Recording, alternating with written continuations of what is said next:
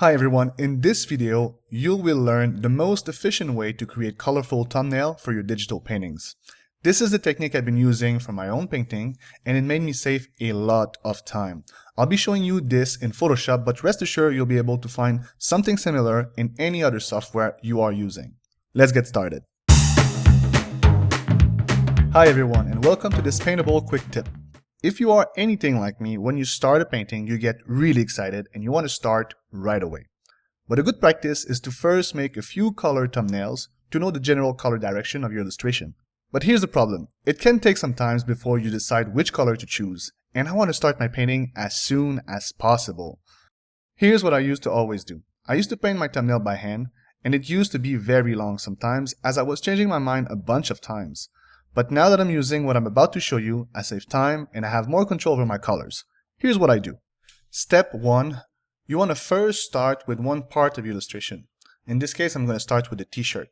So you want to take a new layer and a hard edge brush, and you want to basically paint inside the lines, making sure that you're really precise. What I want to do is isolate the t-shirt for now.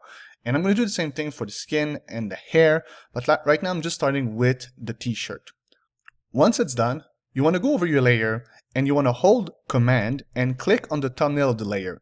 This is going to make appear the selection of the actual layer. Once you see the selection, you can get rid of the layer. The only thing that you want for now is the selection. Step 2. With the selection active, you want to click on the adjustment layer at the bottom of your layer panel and you want to choose the one that's called Solid Color.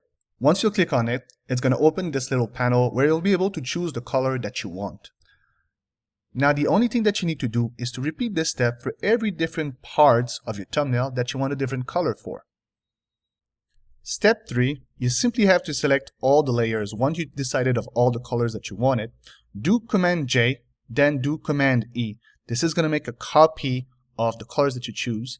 Then you can put them aside and then you can go back to your original layers, decide new colors, repeat this step as much as you want.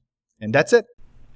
And that's it for this video, guys. I hope that was useful. Please let me know in the comment below this video if you find it useful and what is your best technique to actually color thumbnail.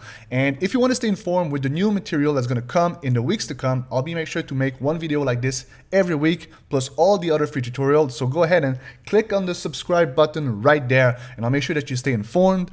Otherwise, I'll see you in the next video. Have a good day and happy painting.